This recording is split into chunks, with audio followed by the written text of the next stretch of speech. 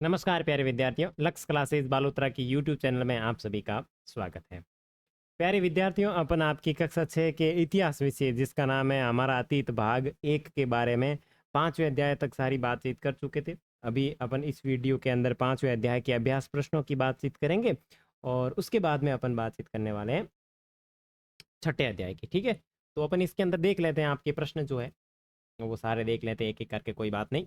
देखो, सही या गलत बताओ। अश्वमेध के घोड़े को अपने राज्य से गुजरने की छूट देने वाले राजाओं को यज्ञ में आमंत्रित किया जाता, तो बिल्कुल ये कथन सही है। ठीक है। राजा के ऊपर सारथी पवित्र जल का छिड़काव करता था, हाँ बिल्कुल करता था। पुरातात्विक विदों को जनपदों की बस्तियों में महल मिले। पुरातात्विक विद जो थे उनको जनपदों की बस्तियों में इतने ज्यादा महल नहीं मिलते। चित्रित धूसर पात्र में अनाज रखा जाता था, हाँ। और महाजनपदों में बहुत से नगर किलाबंद थे, बिल्कुल सही बात है। और नीचे दिए गए खानों में निम्नलिखित शब्दों को भरो, तो इसके अंदर आप प्रत्येक एक को भर सकते हैं। इसको, इसको, इसको, इसको और इसको आप भर सकते हैं। समाज के वे कौन से समूह है जो लोग गणों की सभाओं में हिस्सा नहीं लेते थे, तो वो कौन कौन से थे? वो थे आपके दास। ठीक है ना। और उसके बाद महाजनपद के राजाओं ने किले क्यों बनवाए? तो देखो, महाजनपद के जितने भी राजा थे उन सब ने किले क्यों बनवाए? तो किले बनाए थे सुरक्षा के लिए।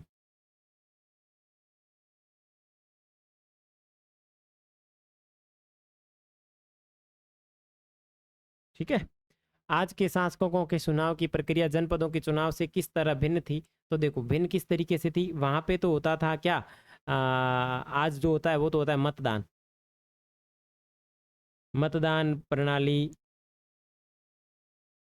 से वर्तमान में चुनाव होता है।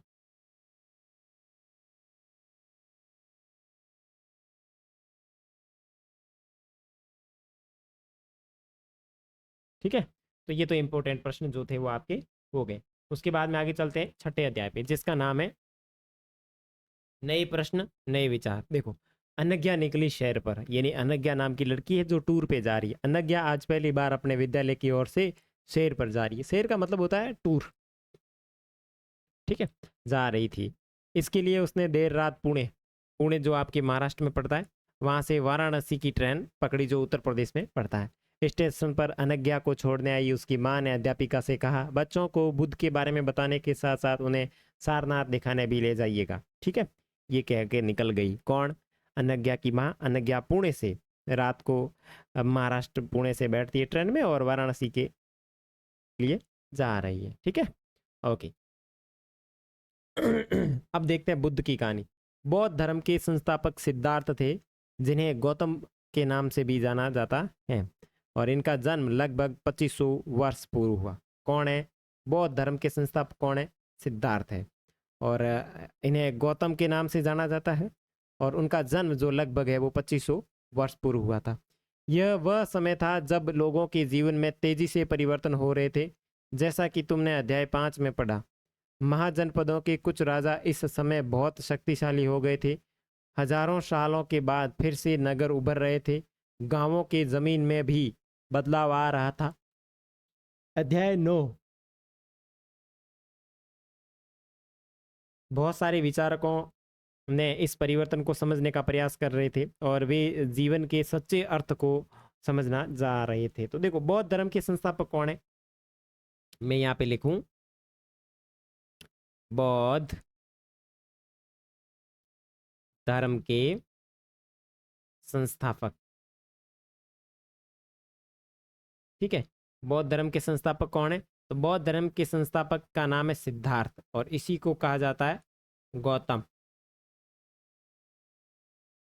बुद्ध। ठीक है, और इन्होंने बौद्ध धर्म की जो स्थापना की थी वो की थी आज से 2500 वर्ष पूर्व। ठीक है, ओके। बौद्ध क्षत्रिय थे।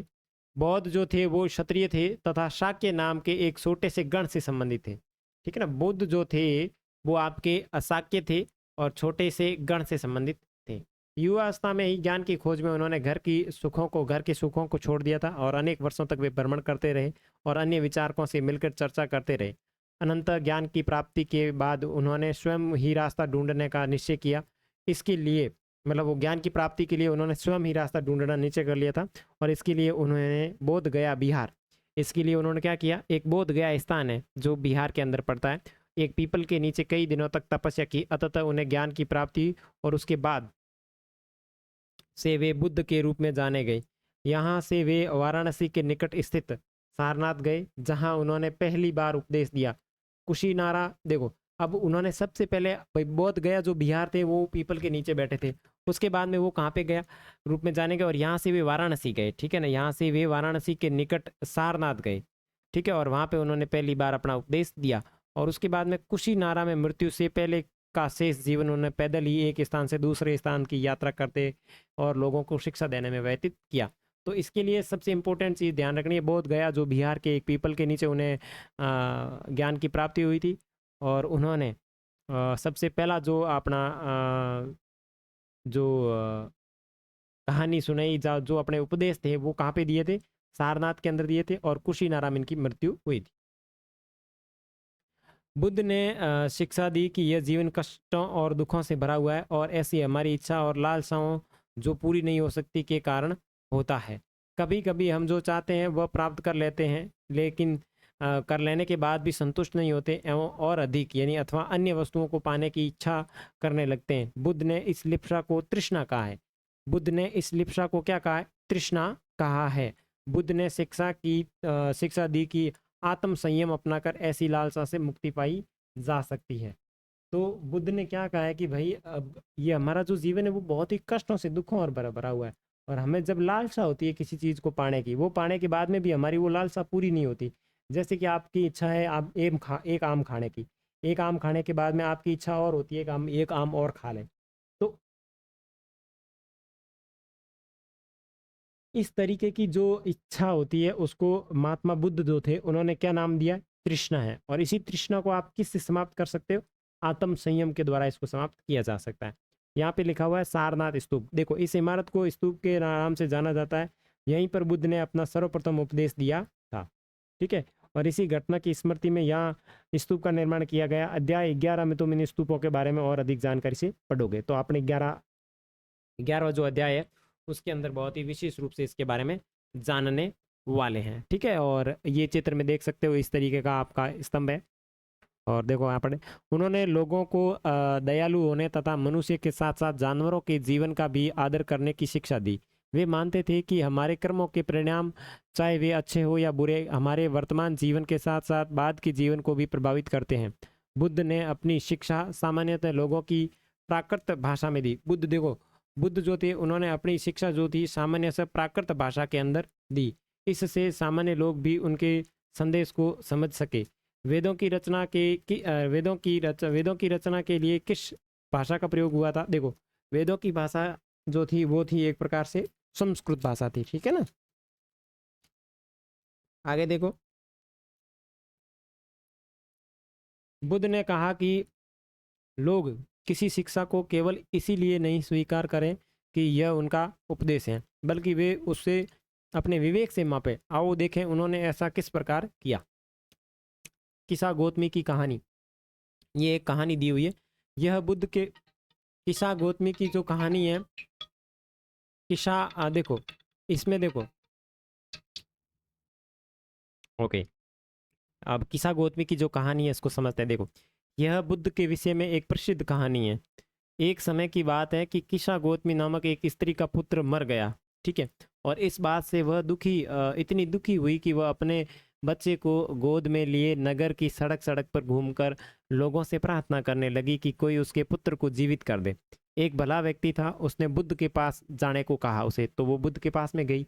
बुद्ध ने कहा कि मुझे एक मुट्ठी सरसों के बीज लाकर दो, मैं तुम्हारे पुत्र को जीवित कर दूंगा। ये कौन कह रहा है, बुद्ध कह रहे हैं। किसको, किसा गौतमी को, ठीक है। किसा गौतमी बहुत प्रसन्न हुई, पर जैसे ही वह बीज लाने के लिए जाने लगी तब बुद्ध ने उसे रोका और कहा कि एक शर्त है। क्या, कि ये बीज एक ऐसे घर से मांग कर लाओ जहाँ किसी की मृत्यु नहीं हुई हो। किसा गौतमी एक दरवाजे से दूसरे दरवाजे तक गई, लेकिन वह जहाँ भी गई उसने पाया कि हर घर में किसी न किसी के पिता, माता, बहन, भाई, पति, पत्नी, बच्चों, चाचा चाची, दादा दादी की मृत्यु हुई थी। बुद्ध दुखी माँ को क्या शिक्षा देने का प्रयास कर रहे हैं। देखो, महात्मा बुद्ध ने ये चीज बताई तो उसको समझ में आया गया था कि मृत्यु जो है वो प्रत्येक जीव की निश्चित होती है, कभी ना कभी तो उसको मरना ही होता है। ठीक है ना। ओके, अब आगे देखो उपनिषद। देखो, आपको ये चीजें सिर्फ समझनी है, जहां मैंने हाईलाइट कर रखा है उनको आप लोगों को भी अंडरलाइन करना, ताकि आपको अच्छे से समझ में आ जाए। देखो, उपनिषद जिस समय बुद्ध उपदेश दे रहे थे उसी समय या उससे भी थोड़ा पहले दूसरे अन्य चिंतक भी कठिन प्रश्नों का उत्तर ढूंढने का प्रयास कर रहे थे। उनमें से कुछ मृत्यु के बाद के जीवन के बारे में जानना चाहते थे, जबकि अन्य यज्ञों की उपयोगिता के बारे में जानने को उत्सुक थे। इनमें से अधिकांश चिंतकों का यह मानना था कि इस विश्व में कुछ तो ऐसा है जो कि स्थायी है और जो मृत्यु के बाद भी बचा रहता है। उन्होंने इसका वर्णन आत्मा तथा ब्रह्म अथवा सार्वभौम आत्मा के रूप में किया। वे मानते थे कि अनंत आत्मा तथा ब्रह्म एक ही है। ठीक है। ऐसे कई विचारों का संकलन उपनिषदों में हुआ है। उपनिषद उत्तर वैदिक ग्रंथों का हिस्सा थे और उपनिषद का शाब्दिक अर्थ है गुरु के समीप बैठना। तो ये चीज ध्यान रखना, उपनिषद का जो अर्थ होता है वो क्या होता है, गुरु के समीप बैठना। तो ये चीज अंडरलाइन कर लो जो मैंने हाईलाइट कर रखी है। ठीक है। इन ग्रंथों में अध्यापकों और विद्यार्थियों के बीच वार्तालाप जो होता था उसे संकलन किया जाता था। प्राय ये विचार सामान्य वार्तालाप के रूप में प्रस्तुत किए गए हैं। ठीक है। तो यहाँ पे आपको देखना है कि जो आपका उपनिषद है, ये जो उपनिषद शब्द है इसका अर्थ क्या होता है, गुरु के समीप बैठना। ठीक है। यहाँ देखो, भारतीय दर्शन की 6 पद्धति, जैसे षड दर्शन कहा जाता है, सदियों से भारत द्वारा सत्य की बौद्धिक खोज का प्रतिनिधित्व दर्शन की 6 शाखाओं ने किया। ये वैश्विक न्याय, सांख्य, योग, पूर्व मीमांसा और वेदांत या फिर उत्तर मीमांसा के नाम से जाने जाते हैं।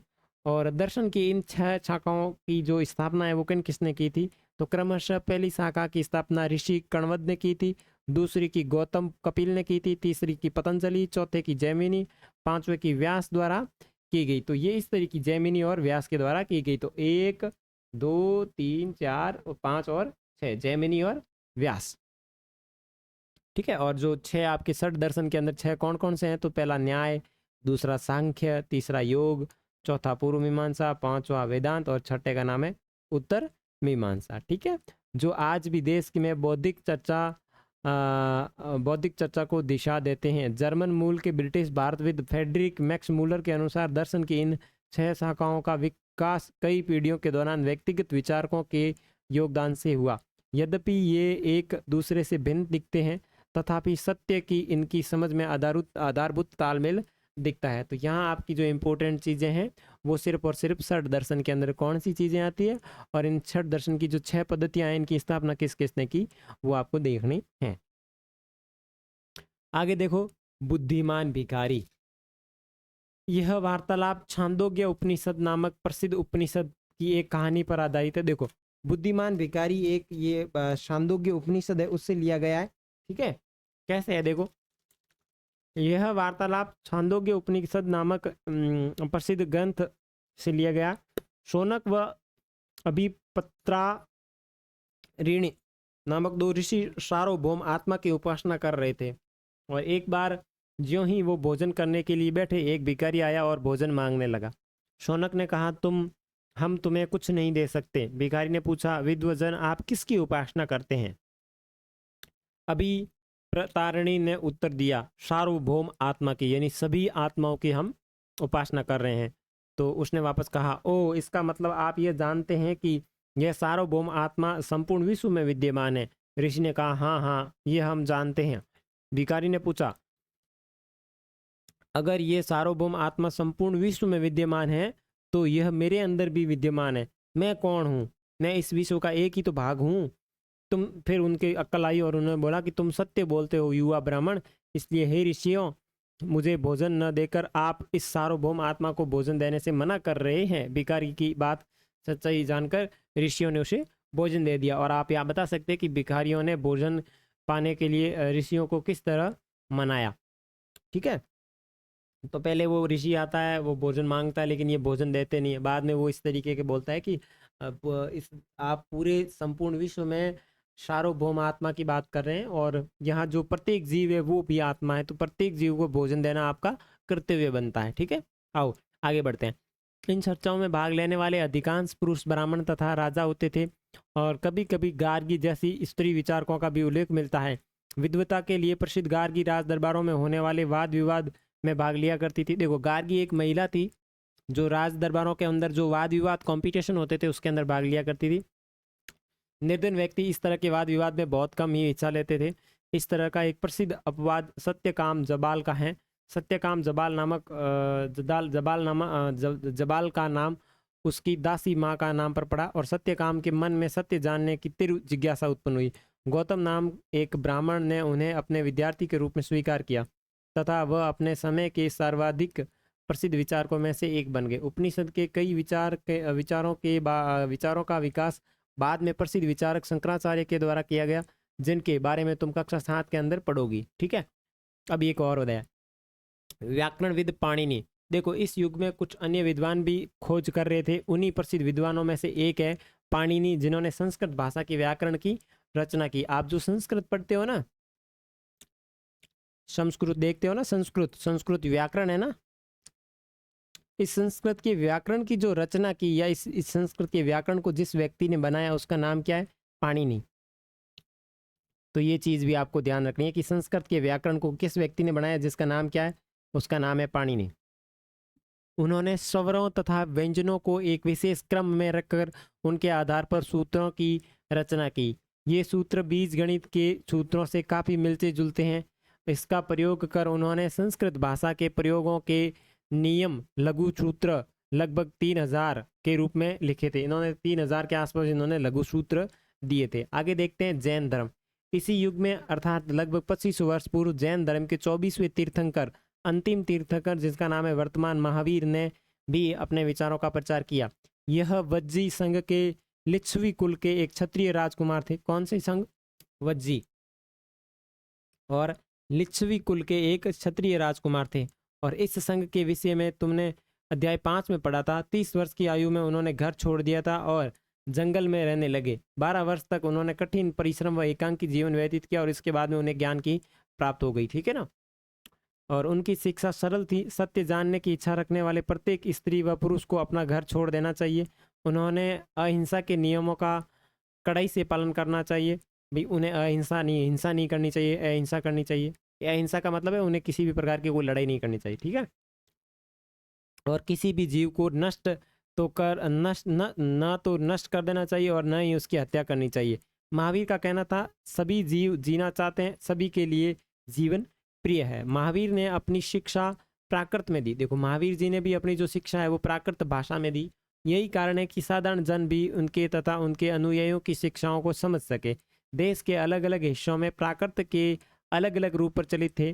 प्रचलन क्षेत्र के आधार पर ही उनके अलग अलग नाम थे। जैसे मगध में बोली जाने वाली मगधी प्राकृति कहलाई। ठीक है ना, प्राकृत मगधी कहलाती थी। जैन नाम से जाने गए महावीर के अनुयायियों को भोजन के लिए भिक्षा मांगकर सादा जीवन बिताना पड़ता था। अब देखो, जैन धर्म के अंदर कोई भी इस तरीके की प्रक्रिया करता है तो उन्हें भिक्षा मांगनी पड़ती थी। उन्हें पूरी तरह से ईमानदार होना पड़ता था तथा चोरी न कर कि उन्हें सख्त हिदायत दी जाती थी। उन्हें ब्रह्मचर्य का पालन करना होता था। पुरुषों को वस्त्रों सहित सब कुछ त्याग देना पड़ता था। ठीक है। अधिकांश व्यक्तियों के लिए ऐसे कड़े नियमों का पालन करना बहुत ही कठिन होता है। फिर भी हजारों व्यक्तियों ने इस नई जीवन शैली को जानने और सीखने के लिए अपने घरों को छोड़ दिया। कई अपने घरों पर ही रह रहे थे और भिक्षु भिक्षुणी बने लोगों को भोजन प्रदान कर उनकी सहायता करने लगे। आगे देखो, मुख्यतः व्यापारियों ने जैन धर्म का समर्थन किया। किसानों के लिए इन नियमों का पालन अत्यंत कठिन था, क्योंकि फसल की रक्षा के लिए उन्हें कीड़े मकोड़ों को मारना पड़ता था। बाद की सदियों में जैन धर्म उत्तर भारत के कई हिस्सों के साथ गुजरात, तमिलनाडु और कर्नाटक में भी फैल गए। महावीर तथा उनके अनुयायियों की शिक्षाएं कई शताब्दियों तक मौखिक रूप से रही। वर्तमान रूप में उपलब्ध जैन धर्म की शिक्षाएं लगभग 1500 वर्ष पूर्व गुजरात में वल्लभी नामक स्थान पर लिखी गई थी। ठीक है ना। और जैन शब्द जो होता है उसका अर्थ है विजेता। जैसे आप यहाँ पे देख सकते हो, जैन शब्द जिन से उत्पत्ति हुई है, जिसका अर्थ होता है विजेता। ठीक है ना। आगे जो है वो संघ है, उसके बारे में अपन पढ़ेंगे आपकी नेक्स्ट वीडियो में। तब तक के लिए बाय बाय। चैनल के ऊपर नए हो तो प्लीज़ मेरे प्यारे बच्चों चैनल को सब्सक्राइब जरूर करें। मिलेंगे अपने वीडियो में, तब अपन बात करेंगे संघ के बारे में।